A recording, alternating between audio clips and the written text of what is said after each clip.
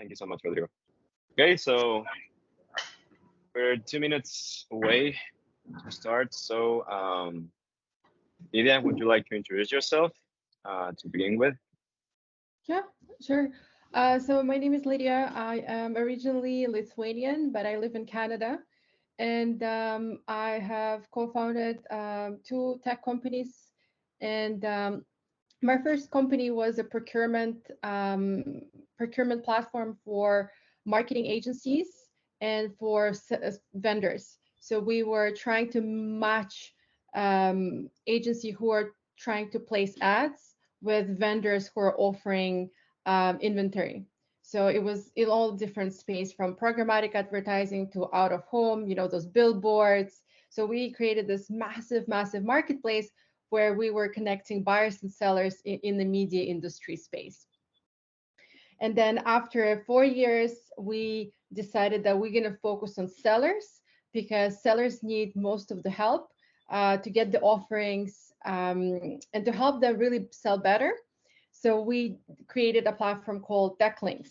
So it's a platform for sharing content in a very engaging way, where you can not just send a PDF, but you can add a video narration to it.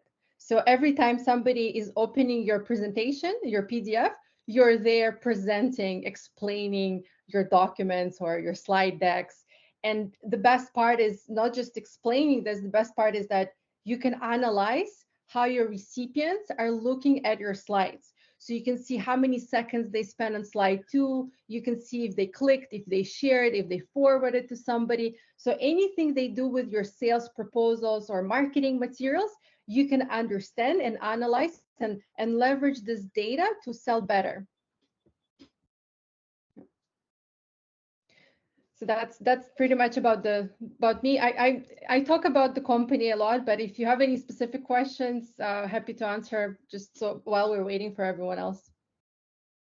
Thank you so much, Lidia. Okay, so now it's 11:11, so I think it's I think we could start right now. Everyone's joining maybe in the process, so I'm just waiting for the presentation to start. Or if you want to start sharing right now, that's okay. I'm just gonna, I guess, share it. Yeah, I'm just gonna share it on my end. I think that would be better. Yeah. All right. All right. Okay. We have a very diverse crowd here. We have, from universities, from marketing agency, from a community manager. We have a very diverse crowd. My presentation was really tailored for sales and marketing mostly, but I'll try to make it work. No, it's okay. I mean, everyone needs marketing skills in the universities, in the companies, any healthy also. So I think we're gonna love this presentation. Thank you very much, everyone, for joining us to this meeting, how to create the most engaging content experiences with Lidia from DeckLinks from Canada. She's presenting from Canada. So thank you so much. We're gonna start right now. So if you need anything from me or for the Ihaldi team, here's also Alejandro Figueroa from the communication team. So we're gonna be here, happy to help. So, well, let's start right now. So thank you so much, Lidia, for this meeting, for this presentation. Again, we'll be here for helping you. If anyone needs to translation at the moment of the Q&A, I'm also here to help you with that. So, well, let's start right now. Thank you so much, Lidia. The microphone is yours. All right, Chris, thank you so much for inviting me. Can everyone see my screen? Yes, I can see your screen. Okay. Yeah, sure. Okay, perfect. Okay. Unfortunately, when I present, I don't see anyone. I don't see raising hands. So if you have any questions, just say it in the microphone and I'll stop, all right? All right, thank you. Okay. All right, so what I'm going to be presenting today is basically our learnings and key takeaways from running a marketplace for 4 years. So everything that I'm going to be talking about, this is something that we learned from our experience. So it's firsthand experience by processing thousands and thousands of sales decks and proposals and marketing collaterals from marketing teams and media vendors from different parts of the media industry. The same principles apply in other sales processes, even if you're not in media. So I made it a little bit more general so you can translate the learnings into your industry as well. Okay, so what we did, we processed and analyzed thousands of proposals from 500 media companies, and we were trying to figure out what actually works in the sales decks and what actually doesn't work in the proposals. Why certain proposals win and why certain proposals lose. We were trying to figure out the content that works and the content that doesn't work. And because we had all this data, all those PDFs that we can analyze, we can understand the common things that proposals and winning sales decks have in common. So if you're going to take one idea from this presentation, one takeaway, I want this to be this main point. Buying experience outperforms both price and product. And we saw this a lot of times. We saw sales decks with the best price, with the best product lose because they were not able to provide the best buying experience. We saw sales decks with very expensive price and not the best product, but they were winning because they were able to provide the best buying experience to the buyers. So what are the 5 things in common that we found that all the winning proposals have? And really it comes down to 5 things. And most of the winning sales decks that actually closed the deals, most of them had 5 things. So first, and I'm going to dive deep into each of them, but I'm going to go over the just briefly, what are the 5 things that we found in common. So first is the personalization to the buyer's business vertical.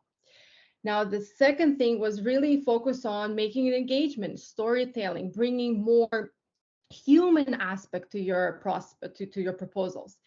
The other one was really interesting. It was all about easy access because you send a lot of collateral, you send a lot of information, and whoever was able to provide easy access had a higher chance of winning those deals.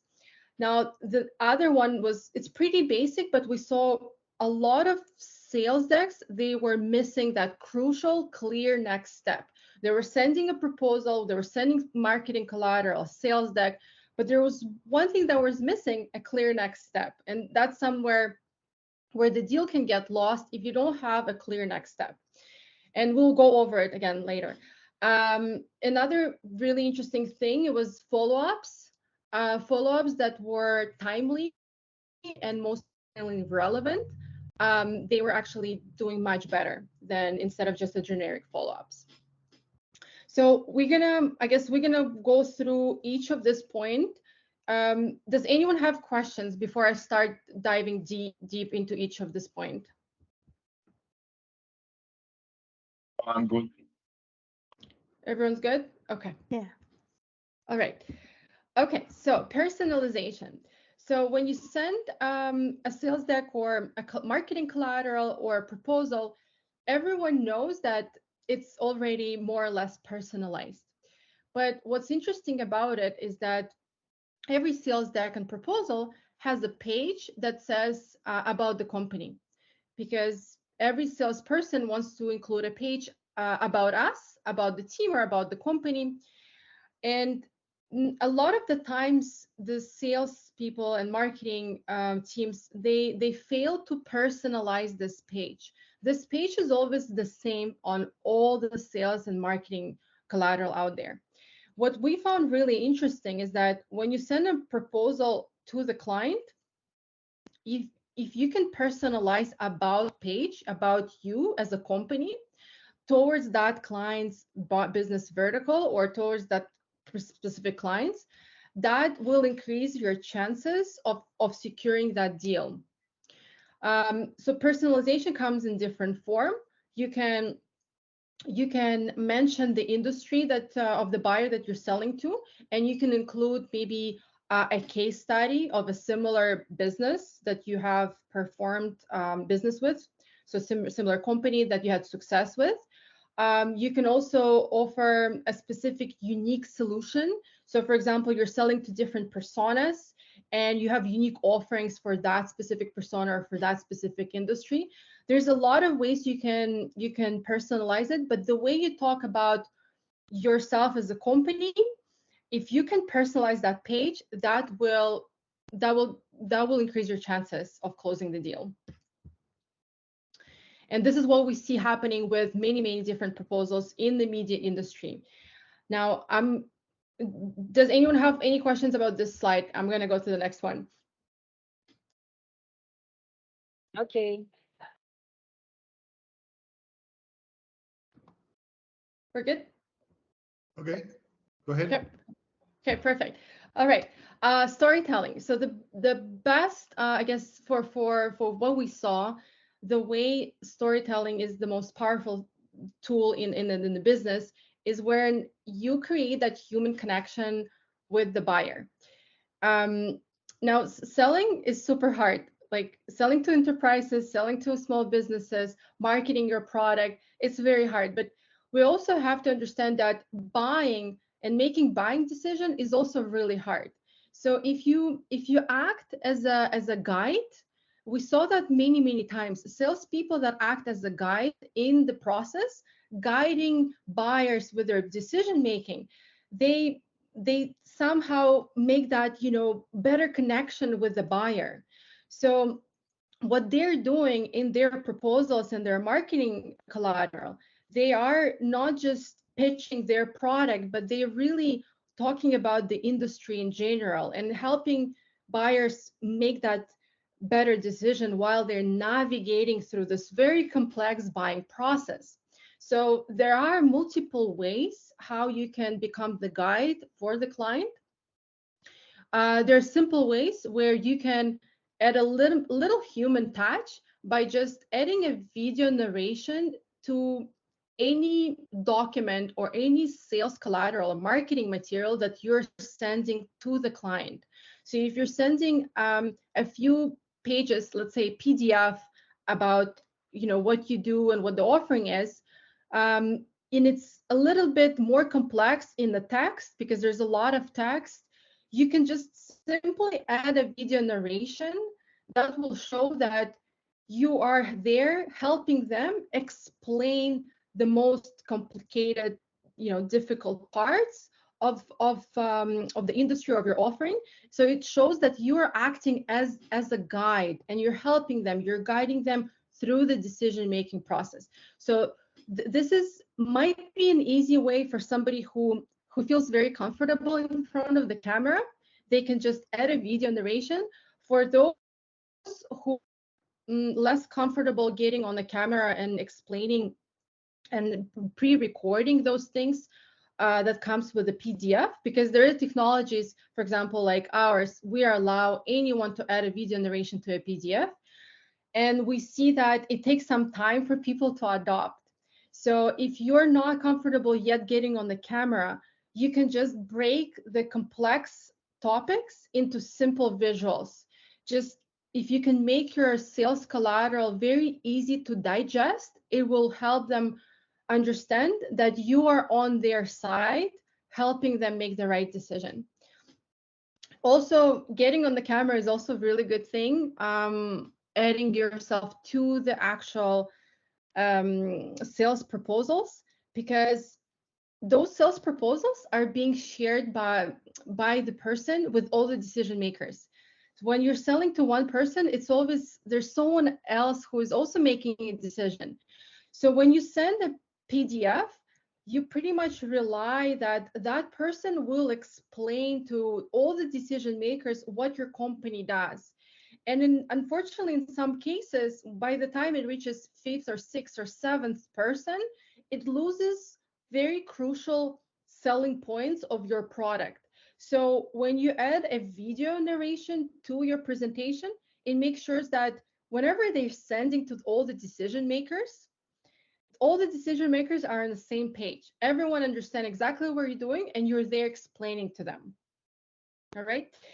Another really interesting thing we saw in the proposals that were winning and all the marketing materials that were performing very well on the procurement platform is where they were adding customer stories. So where they add customer stories from the real impact of their product or offering.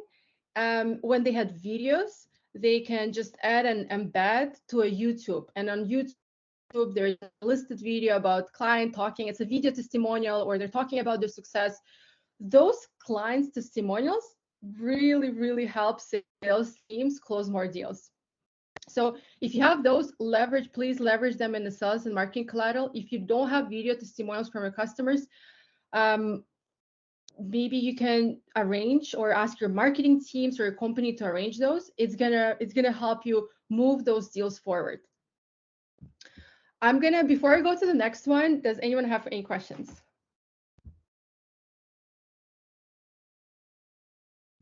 I do. I have a question. In the storytelling part, like, what are the key points, for example, in the speech, in the video that help help them navigate better? Like, do you add only the testimonial, or should you have like small clips if you are not able to add the video telling to the entire presentation?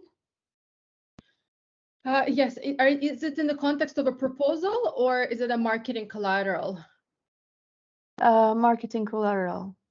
Okay.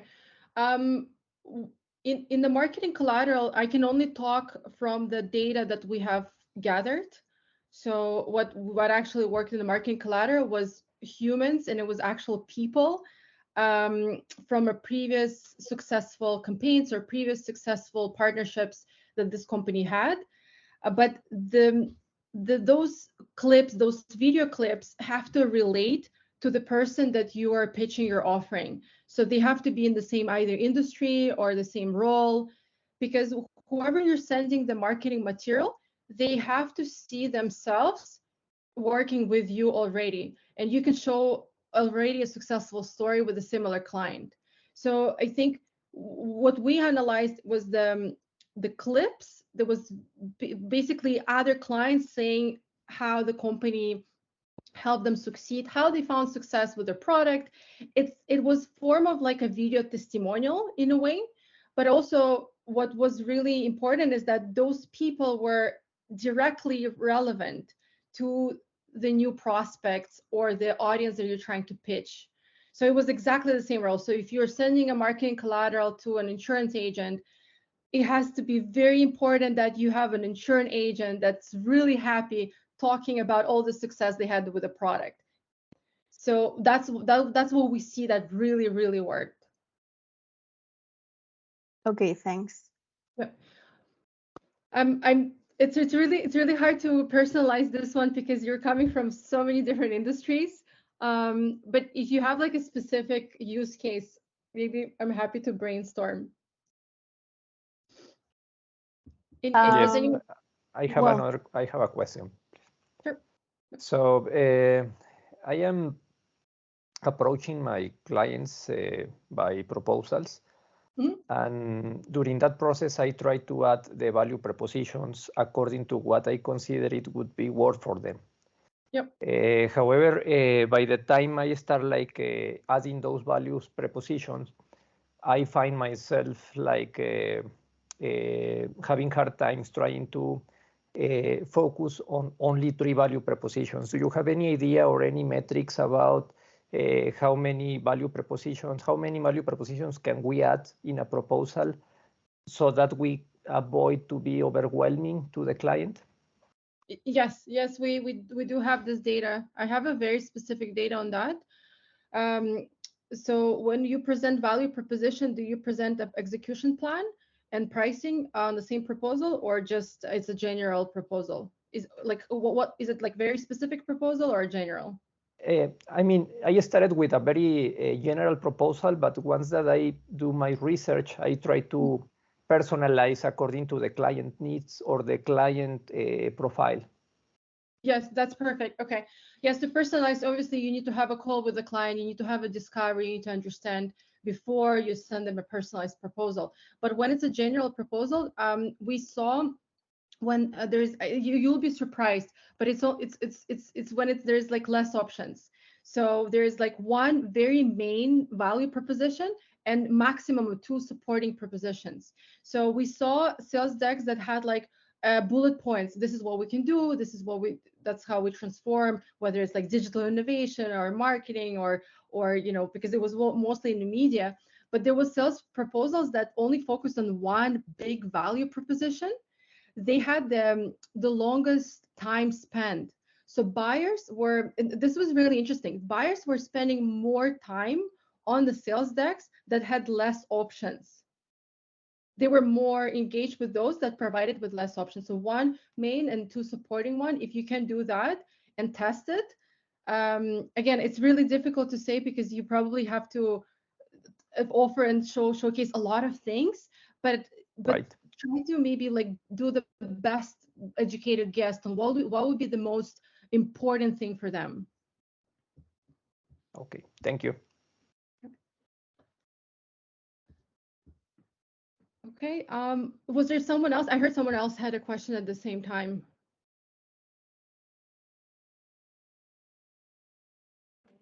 Lydia, I have a question. Yes. When you're creating a video or working on a storytelling, how long does it video need to be? Oh. Um, Yep. That's one question. And making a difference between storytelling and making videos, is there any kind of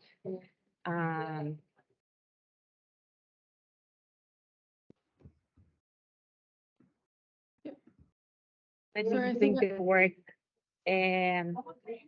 How long does the video need to be instead of making a very long storytelling? I don't know if I'm clear. I think I understand. So for the video length, it has to be very short. With the short videos, it depends on which touch point.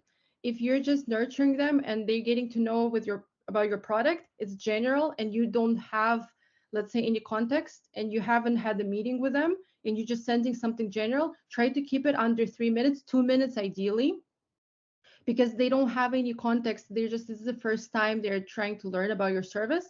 Try to keep it very short and sweet. The longer video is where you send them a detailed proposal, or when you have already talked to them and you have more context, that's where you can make it longer. But when you're sending something like general or a sales deck or just a general marketing collateral just to pick their interest, try to keep it very short. Okay, thank you. Yeah, I think the point of like video recording yourself on the shorter marketing material is just to connect with them, just so they know, and kind of like, how do I say, you need to just get them to the next step, because on the first PDF that you're sending or the first sales deck, you're not expecting to close the deal right away. You just want to pick their interest, get them curious, so they can connect with you over the call, or you get the meeting with them. So if you keep it under 2 minutes, that's perfect, as long as it gets you to the next step. And it's very interesting what happens by the time you get to the meeting with them face to face. They will already feel familiar with you because they already saw you presenting over the video. So it sounds very strange, but people who get on the call with other people who they already had it on the video before they saw, they have a sense of familiarity already. So they feel more connection. That human connection is very important. And then when you use the storytelling. Yeah. For storytelling, I just need to clarify your question. Chris, I think we need your help. Chris, Yes. are you there? Yeah, can you help us? So there's a very specific question when it comes to storytelling. If you can translate that, that would be great. Of course, yeah. Tell Sí, me, por Patricia. favor, Cristian. La pregunta es, cuando creas videos, puedes hacerlo también a través de storytelling, pero ya nos dijo ahorita Lidia la duración de los videos cortos para engancharte, pero cuando haces storytelling, ¿qué tan largos deben de ser estos? ¿O qué elementos de impacto deben de tener? Okay. Yeah. So the question here is that storytelling usually takes longer times to be explained. Maybe a story could be told in a long video.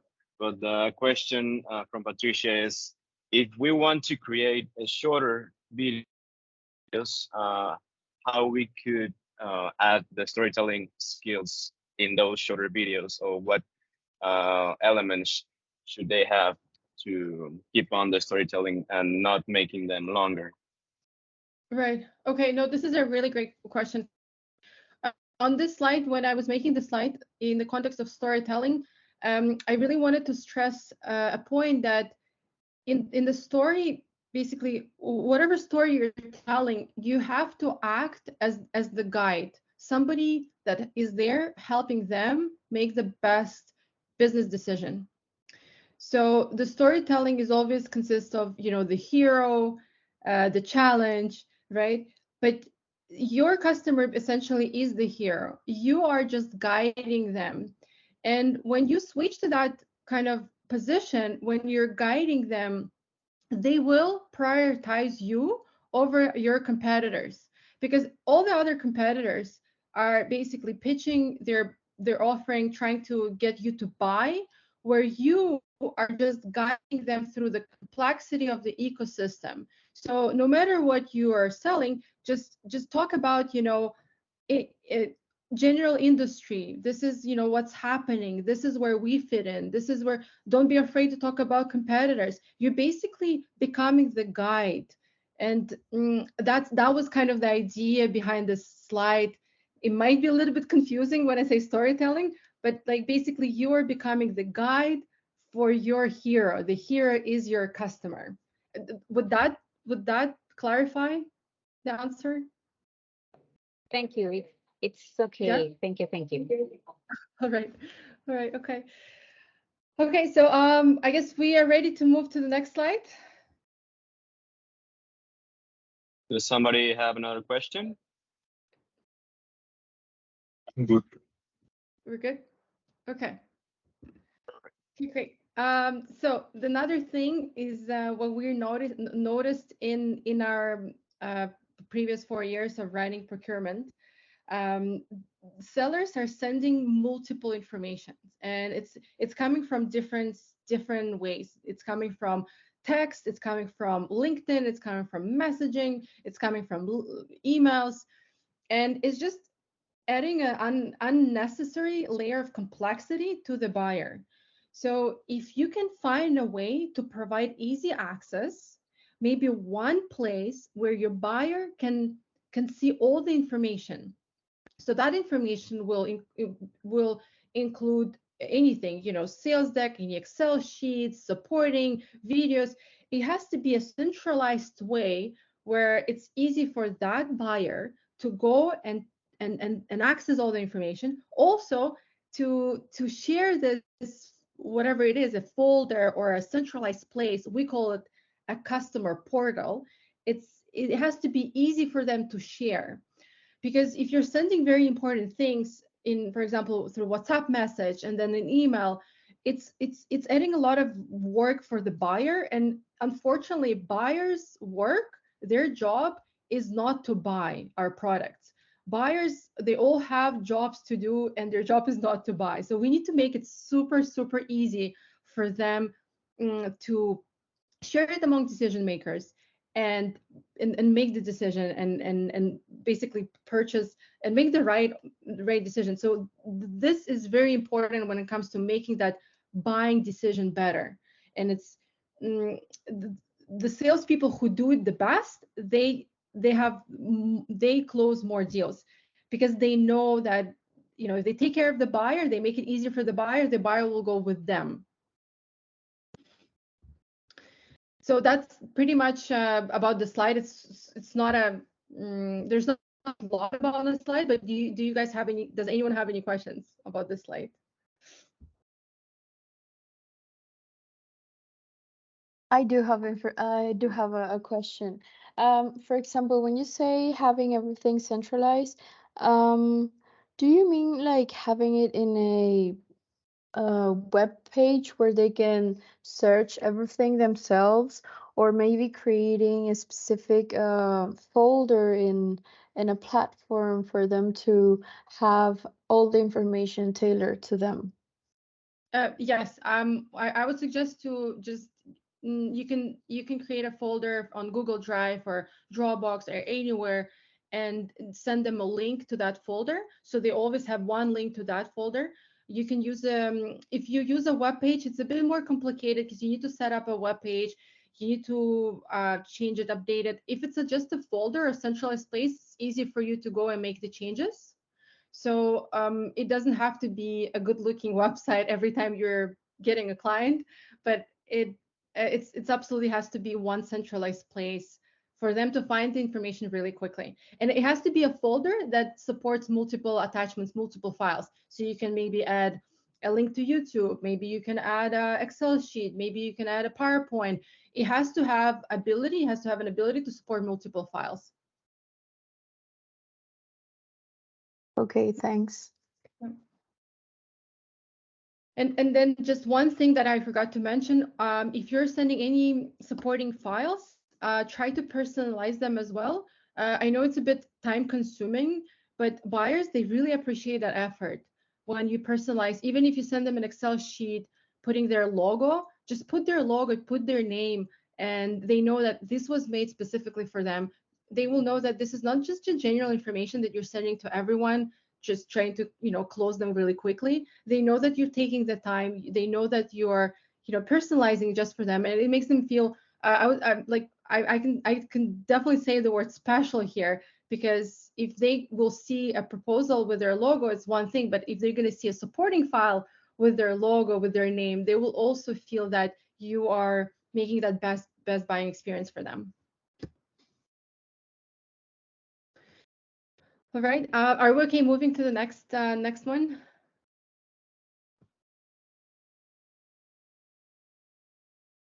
Sorry, I have a question. Sure, yeah. For example, I didn't introduce the enterprise. Asimpa is a technology company who sells it's like an outsourcing. Asimpa has some customers, and Asimpa send some programmers to work in their systems. Asimpa already has a web page that includes some kind of information like services, software and application development, technology strategy, and advisory services, and some reasons to choose Asimpa, like talent, timing, location, cost. That I know is that Asimpa has multiple customers that is working for. But my question is, in the web page, it could be important to assign the customers that we are working to, because my question is about, so maybe some customers, well, some company is looking for an outsourcing enterprise in this case, so he or she can see the enterprises that is working with them, or what do you think? If I understand correctly, your question is that the way you set up a structure about your company, you have multiple offerings, like multiple things, and then you want to make sure that when they look at you, they will see that you can offer other things, right?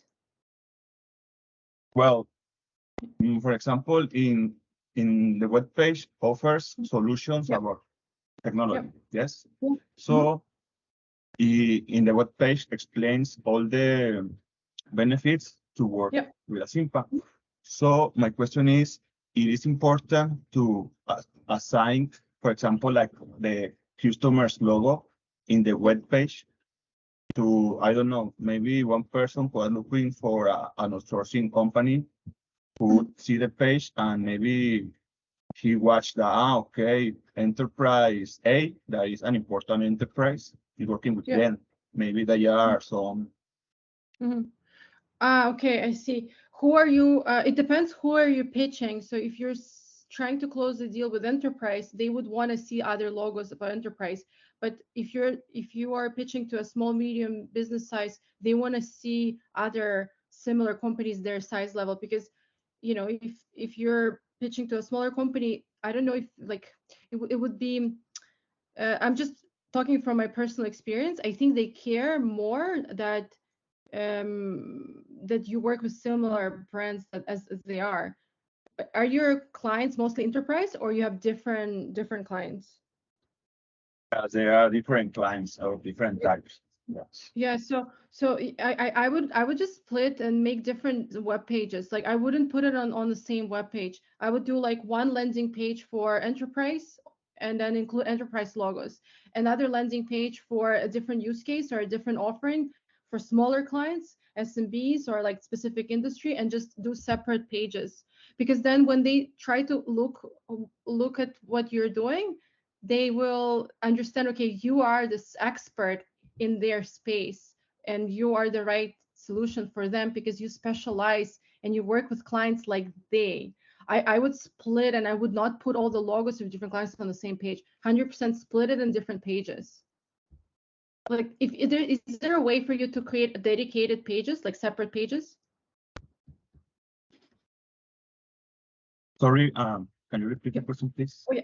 Is there a way for you to do like a dedicated page, like a different landing pages? Is there a way for you to create landing pages, like separate ones? Yeah, because at this moment we only have one landing page. But Yeah. about your explication, that makes sense to me. For splits, Yeah. some split information depends the requirements of maybe one enterprise looking for. Yes. Yeah, I would make separate, 100% make separate pages. We had the same thing with our company with DeckLinks. We were trying to pitch to different industries, enterprise, small businesses. And for the first half a year, it was like we had all the logos, all the different logos on the same page. It was very low conversion. Then we created separate pages, different landing pages for each industry and use case. And we saw much better result. Yeah. Yeah, so hope this helps. All right, I'm going to move on to the different. I have a couple of more slides. Just want to make sure that we're Sorry, on time. we have a question from Patricia. Sure. Yes. Go ahead, Patricia. Thank you. This supporting info is for prospects or for clients. Could you please give us an example from a company in which you provide this supporting info and how you do it, please? Sure. Yes, supporting information is for both. It's for your prospects as well as for your clients. So, for example, you're sending a sales deck, and then you need to send rates in the spreadsheet, or you're sending an Excel sheet with the calculation. That will be a supporting file. You can also send basically like step by step. This is how the project is going to look like once we partner up. That's also going to be a supporting file. So anything that's going to help you close the business. Okay, thank you. Right. Okay, can we move to the next one? Next slide.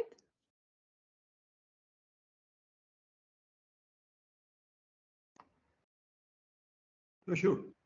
Yeah, okay, good. Okay, okay, so this one is very crucial, and we saw maybe about 40% of the sales decks or proposals, they did not have a clear next step. It was very interesting for us because when we were analyzing all those proposals, we were trying to understand, okay, what makes a shorter sales cycle?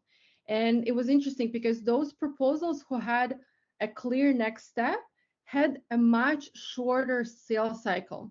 So the buyers, where they were very engaged with the proposal, and they're engaged when they're looking at the proposal, right? They're engaged with your content when they are basically learning about you. And this is the time where you need to provide the clear next step. What is it that you want buyers to do? Do you want to connect over a call? Is it very specific that you need to discuss certain things over call? Let them know. Provide that clear next step, why they should connect over the call to proceed forward. Or maybe it's not a call. Maybe it's an in-person meeting. Maybe it's a trial. Maybe it's a sign up. Maybe you want to drive them to a portal where they can learn a little bit more, or maybe a portal where they can choose more options. No matter what it is, always have the next clear call to action. Does anyone have any questions here?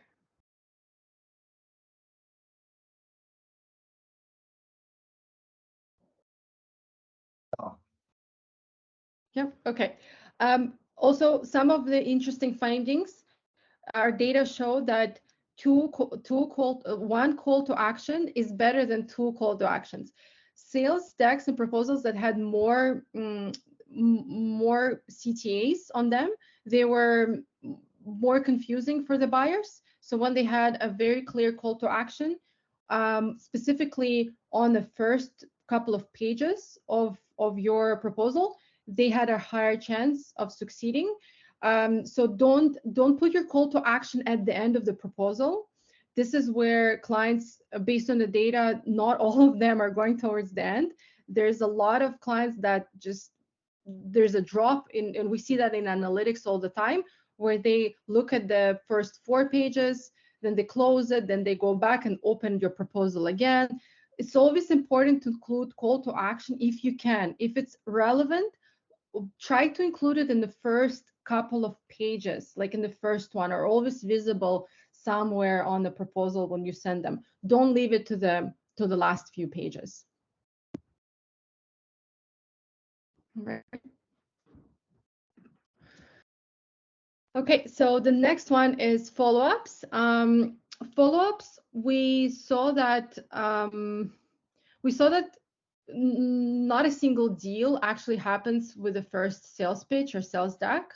There are multiple follow-ups that salespeople have to do to nurture and close the client. One thing that we notice the successful sales teams do, they, instead of following up through our platform, we had a tool where they can communicate. This is our previous platform that we ran for 4 years.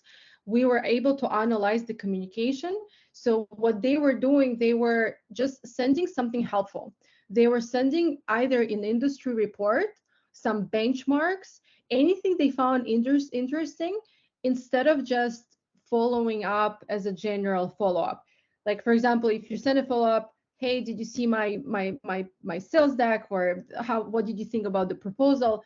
Those follow-ups, they don't have the power as if, for example, you send a follow-up saying, I found this really cool, interesting trend report about the industry.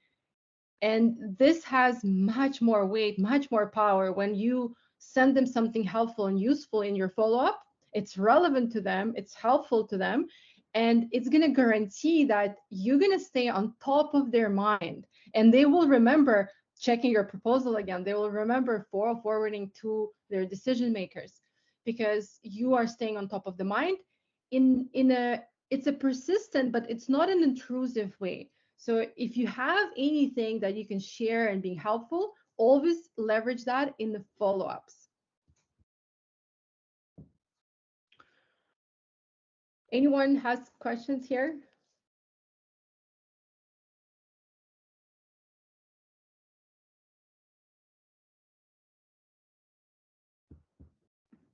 Yes, we're clear.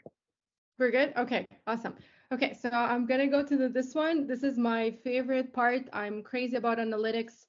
My background is in marketing, and in marketing, if you cannot measure anything, you are just shooting in the dark.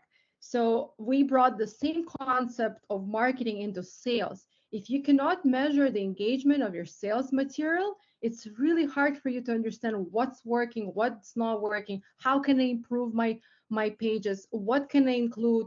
So if you have an ability to track again your sales material, it's going to give you a much higher boost for you to understand, okay, what actually works, where do I lose attention of all my prospects and buyers, which slides are they skipping. This is very important, because what you can do, you can use this information and you can rearrange your presentation entirely to make sure that they see the most important slides. And I know somebody asked a question about value proposition and that you have a lot of offerings.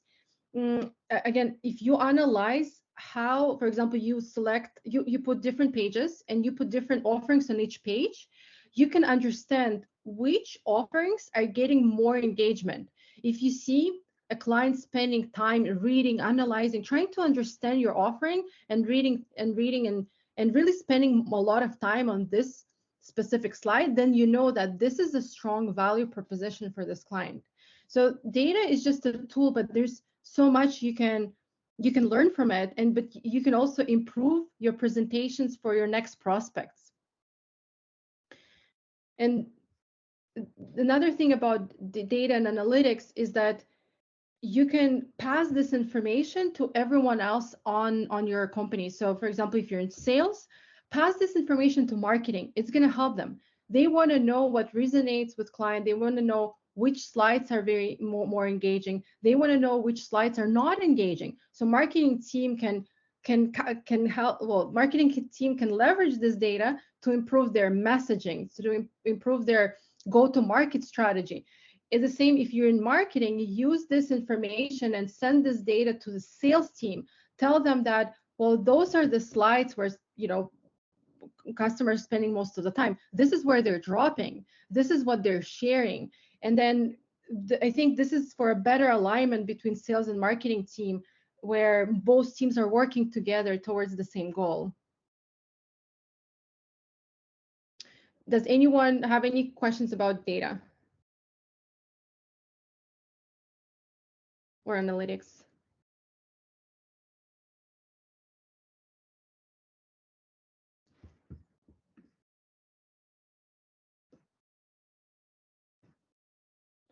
Oh. Chris? Very good. Yeah, am I still sharing my screen? Yeah.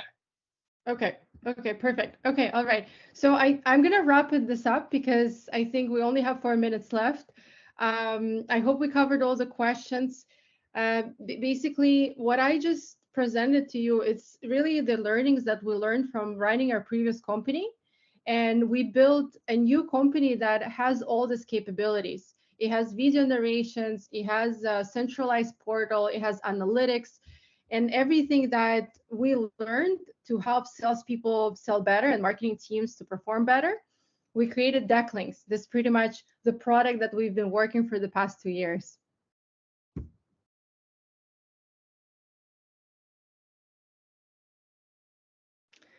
And that's pretty much it for me.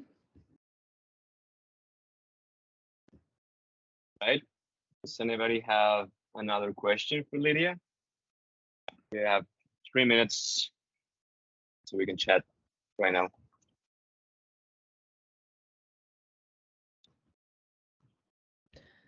I don't know if it's a good thing or a bad thing. I hope you guys enjoyed the presentation. I tried to condense all the learnings for 4 years into the 12 slides. Okay, I think that is very clear, your presentation. I'm very happy to stay here. Just the last question it's very easy. We are gonna have your presentation by email or something like that, because obviously I take my notes, but it's important to me to have your presentation. We can? Yeah. Yes, absolutely. What I'm gonna do, I will video narrate this PDF for you, and I'll send it to you. Okay, so it will be better. Like I will use my own product to send the presentation. Okay. Excellent. Thank you very much. Actually, that was a great question. Thank you so much, Josaphat. Yeah, we're gonna have this example by Lidia. She's gonna send her own product, her own PDF for you to not just to remember everything we just saw in here in this meeting, but for you to have all the experience. Also, we're gonna be partners with DeckLinks here in Mexico, in Jalisco, especially. So if anybody once you all see this product by yourselves, the product Lidia is going to send, if anybody wants to talk to Lidia for their own business, let's say in a personal way, we could do it. We're gonna be like the translator. To put it in that way, we're gonna be the link between DeckLinks and you all and here in Healthy. So you could use this very tool in your business if you want to. You could contact me or contact Lidia. I'm gonna be happy to help you and happy to help your business to grow in the marketing way. Yep. There was some question about storytelling. I know the slide might be confusing, but I can send an example to Chris, and Chris can share. Basically, I can send an example of an actual deck. I just need to get a permission from a client, and if they allow me, I can share that example of a very successful sales deck. Yep. Yeah, my proposal would be to send an email to all of you. Yeah, I'm gonna send an email to all of you. Have everybody joined the forms? Sign up in the forms? Yes. Yeah, I think so. Everybody comes from the forms. Okay. The All right, login. so Okay, I will send so it I'm to gonna, you, Chris, and then you'll share it with everyone, right? yeah, I'm Okay. gonna send an email. You're gonna have all the contacts there, and everybody could see the contact from Lidia. So if you want to talk to her in a personal way, for talking more about your businesses, it could be done in that email. And also, she's gonna prepare this this presentation for you all. So Lidia, just let me know when you have it and ready, and I could send it. Okay, sounds good. Awesome. I really enjoyed being here. Thank you so much for inviting me, and I hope you all learned something new. If you want to connect one-on-one, my calendar is always open. I'll send it to Chris, so you can book. I hate this word, book a call so formal, but we can just do a virtual coffee together. Yeah, that would be lovely. Thank you so much to you for joining this meeting, for share all your knowledge on these matters that you all gather in a long way from all about these years. So thank you so much, everyone, for joining us. It's really been a pleasure for me and for Lidia to give you this knowledge. So if anyone has another questions, we are going to be in contact, and we're going to share with you this presentation from DeckLinks. And well, we're really here, and we appreciate your presence. So that will be it. Thank you so much, and have an amazing day. Okay, thanks.